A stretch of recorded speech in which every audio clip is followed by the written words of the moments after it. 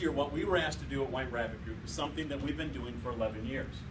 And put in a very simple term, using our vocabulary, we build brand compasses for organizations and hand them out.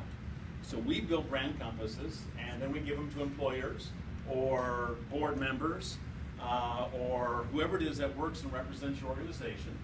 And when you look at that compass, you know what true north is. And because you know what true north is, you know how to make good decisions in alignment with where the organization's going. But also, the more you do that, the more consistently everyone learns how to use their brand compass, the more likely it is that you're going to build a strong brand. It's the backside, the inside part of brand building. In fact, we call it inside-out branding. So Alex is the result of that kind of work. Alex is our true north. Two things I want to talk about is a little bit about where Alex came from, and then how to use this brand building design tool called the Brand Compass. So that's where I'm headed. I want to do that very quickly with you. We got together with, it wasn't the entire board, but it was kind of, I want to say like committee heads or program heads. VPs, okay, VPs. So we got the VPs together, and we went through a very abbreviated process. We crammed what normally takes about 6 weeks into about 6 hours.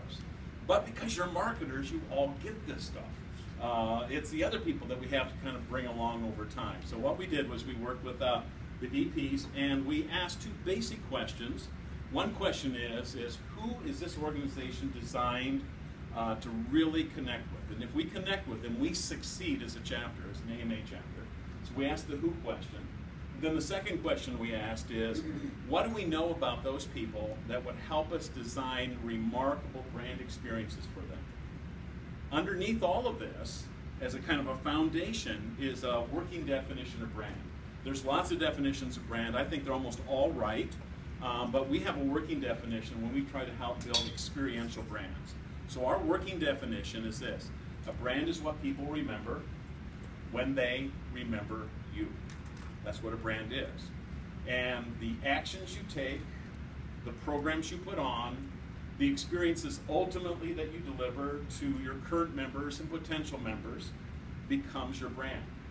Turns out that everyone gets the brand they deserve, not necessarily the one they want. But if you choose to take ownership of your brand and the experiences that you're creating for your current members and those you aspire to become members, you can actually create a very intentional brand. So that's what we were doing. And when we asked the who question, the answer was Alex. We like to personify who an organization is designed to deliver a remarkable experience to. And so it's Alex or Alexa, any way you want to go. But Alex is the person that we're trying to design everything as a chapter for. This is the person that we think about when we do monthly programming. This is the person we think about when we send out identity pieces. This is when we design a member journey, so to speak, throughout 12 months. We're asking ourselves, how would Alex want us to do this? How can we operationalize? How can we put into action, if you will, to use the theological term, how can we incarnate our brand? How can we put flesh on it and turn it into a day-to-day experience and reality that produces the kind of memories that will make our brand famous? 3 things that we found out about Alex as we kind of focused on them. One, we found out, no surprise here, but the VPs represented in the session that we conducted pretty much were Alex. They represented, and it made sense, they represented who Alex was to us. Alex was a person who wanted to learn. They wanted to have professional development, obviously, so the experiences have to flow out of learning. A second thing, though, was this, that they had to link with people. Alex is a type A person, maybe that's you in this room, who loves to get things done, and you get endorphin rushes when you click things off your to-do list, and you know, you're sitting here going, I could be doing so much and be so much more productive if I was back in the office. So very much a learner, and so you've got to slow Alex down to connect them with the larger community of marketers and marketing professionals. And so the second experience is linking. So learning, linking, and then the last is this, and it kind of is a very interesting observation. We summarize it with the word lead, But if you dig into that word a little bit more, we found that a lot of, especially marketers on the client side, but it could be both agency and client side, were individuals who produced a lot of stuff, made a lot of things, so they were very tactical, they were creating lots of things, but there was a desire to be more than that, to contribute leadership, to be valued on the strategic level, not just on the tactical level, not just producing marketing product, but actually helping create strategy and designing that, and having influence throughout the entire organization. So fundamental experiences were, if we have an event, if we do anything, how can we help Alex learn? The critique, for example, of a monthly meeting could be, what was learned here? Was this a great learning experience? Could it have been better? What made it better? A second thing was, did we create an environment? Did we make space where people could have deep connection, where they can go beyond maybe just handing out cards? Something bigger than a chamber meeting was taking place. Did we created linking opportunities? Another word for that might be community building opportunities. So we really built a community of marketing professionals in this event. And then the third is, did we set these people up to go back and have influence? The influence that eventually leaders have, people that sit on the senior leadership teams or go to the strategic retreats.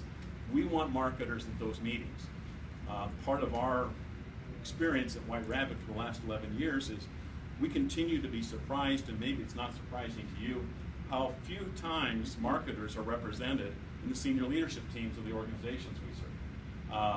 How infrequently they're involved in strategy conversations. We think that's a blaring blindness, and we want to see that change. We want that kind of leadership. So that's how you critique it. So Alex is a compass. True north is where you're headed. East, west, south on the dial would be learning, linking, and leading. And those are the experiences you're trying to do every time you touch Alex or Alexa, or a pre-Alex or a pre-Alexa. You know, someone that you want to recruit into your membership. So that's who Alex is. We call it a brand building design tool. Think of it as a leadership tool. It's how we treat our clients. We say, this is now your leadership tool, so that you critique our existing behavior and programs, and you design future unimagined ones currently based on what would Alex want us to do. That's the driver in our decision making. It's really how designers design things. They always think about end users. I think that's probably why marketers get this, because you already are trained to think about end user and end user experience. Well, this is operationalizing that and say we're designing programs the way people maybe design PR releases. They think about the end user, the reader. Well, that's what we're going for. I got a couple minutes before I got to launch into the next one, but